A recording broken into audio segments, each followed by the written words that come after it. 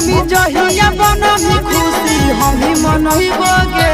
तोहर बेटा के सतैसा छौरी हमी कटइबोगे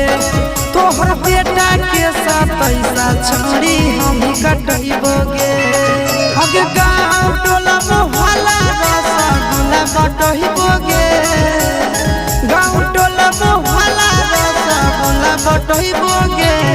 तोरा बेटा के सतैसा छौरी हमी कटइबोगे तोरा बेटा के सतैसा छौरी हमी कटइबोगे।